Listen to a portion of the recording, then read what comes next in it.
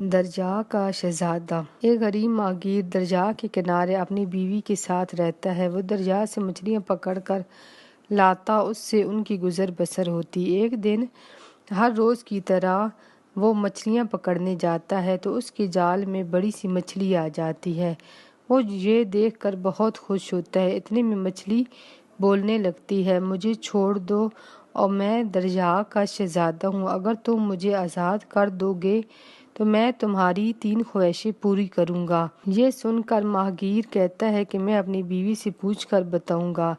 شہزادہ کہتا ہے ٹھیک ہے، کل تم مجھے اسی جگہ پر آواز دینا، میں آ جاؤں گا۔ یہ کہہ کر شہزادہ چلا جاتا ہے۔ وہ گھر پر آتا ہے تو اپنی بیوی کو ساری کہانی سناتا ہے۔ وہ کہتی ہے ہمیں اس سے گھر مانگنا چاہیے۔ دوسرے دن وہ وہاں پر جا کر آواز دیتا ہے اور مچھلی آ جاتی ہے۔ وہ کہتا ہے ہمیں گھر چاہیے۔ شہزادہ کہتا ہے ٹھیک ہے، تم گھر جاؤ، تمہارے پاس ایک گھر آ جائے گا۔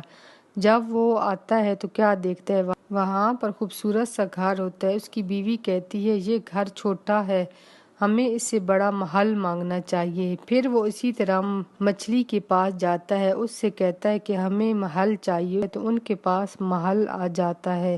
پھر اس کی بیوی کہتی ہے کہ میری تیسری خواہش ہے کہ میں ساری دنیا پر حکومت کروں۔ ماہی گیر اسی طرح سے مچھلی سے کہتا ہے۔ جب وہ واپس آتا ہے تو اس کی بیوی بادلوں کے اوپر چلی جاتی ہے۔